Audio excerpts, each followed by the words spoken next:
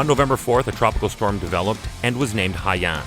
But then it began a period of rapid intensification that blew it up to typhoon intensity on November 5th. Hi, I'm Chris May, host of This Day in Weather History, brought to you by the Royal Canadian Mint. Find the new painted dime featuring Blue Nose in your change. Typhoon Haiyan, known in the Philippines as Super Typhoon Yolanda, was one of the most powerful tropical cyclones ever recorded. This day in weather history. Historically, it is one of the deadliest typhoons on record to ever hit the Philippines. It killed at least 6,300 people in that country alone. It devastated portions of Southeast Asia, particularly the Philippines. It was tough to watch, but I covered it every day on the Weather Network. So how did it start? Haiyan was, for the 2013 season, the 30th named storm, 13th typhoon, and 5th super typhoon. More on that coming up. Haiyan originated on November 2nd from an area of low pressure several hundred kilometers southeast of Pohnpei in the Federated States of Micronesia. Then, continuing west, it developed into a tropical depression on the 3rd. As I mentioned earlier, it was upgraded to a tropical storm on the 4th, and it was then named Haiyan. Then it blew up into a typhoon on the next day, the 5th, this day in weather history. So now, let's pick this story up from here.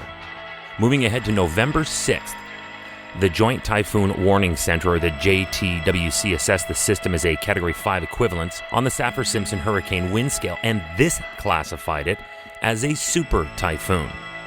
Would it then dip in intensity, having reached this mark? Many have in the past. For this one, not a chance. You're listening to This Day in Weather History, a podcast from the Weather Network in Canada, reminding you to check your change for the new painted dime featuring Blue Nose from the Royal Canadian Mint. November 7th. Japan upgraded the storm's maximum 10-minute sustained winds to 230 kilometers per hour or 145 miles per hour, the highest in relation to the storm. Plus, the Hong Kong Observatory put the storm's maximum sustained 10-minute winds at 285 kilometers per hour or 180 miles per hour prior to landfall in the central Philippines. Now, it was a very powerful concern for all involved by this point.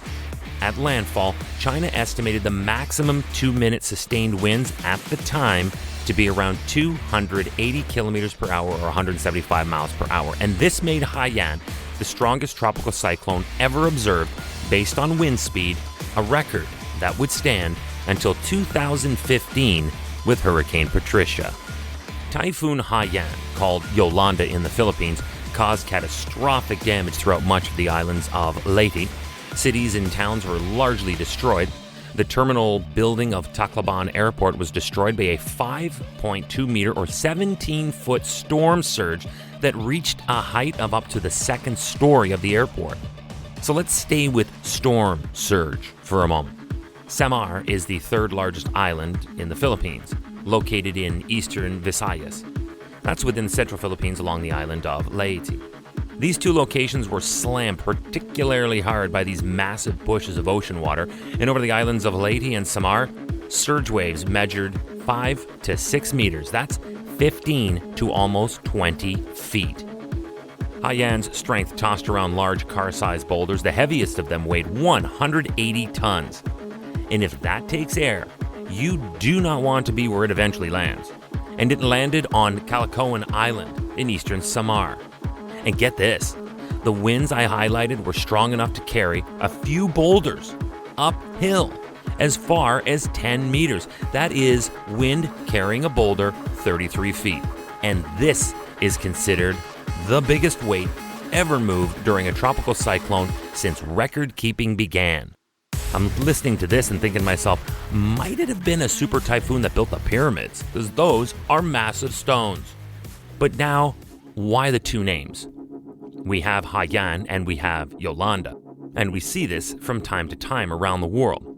The Japanese Meteorological Agency is the official regional specialized meteorological center for the Western Pacific Ocean. They name these storms in this region. So when this storm was upgraded to tropical storm status on November 4th, the Japanese followed official naming convention protocol and called it Haiyan from a collection of names that each country in that region contributed to. But 2 days later, on November 6th, the storm moved toward the territory where the Philippine Atmospheric, Geophysical, and Astronomical Services Administration, or PAGASA, is in jurisdiction and therefore has authority to issue their own name. And that name was Yolanda. Individual countries have the option of assigning storms their own names. This storm was by far at its worst in the Philippines, so their agency decided to own it, and Yolanda was next on their name list. But it was first called Haiyan when it was first named, this day in weather history. Tomorrow is November 6th, and we're talking about a rare, severe tornado that struck Rome. That's right, an F3 hit the heart of global tourism in 2016, and that story is tomorrow on This Day in Weather History with me, your host, Chris May, and brought to you by the Royal Canadian Mint.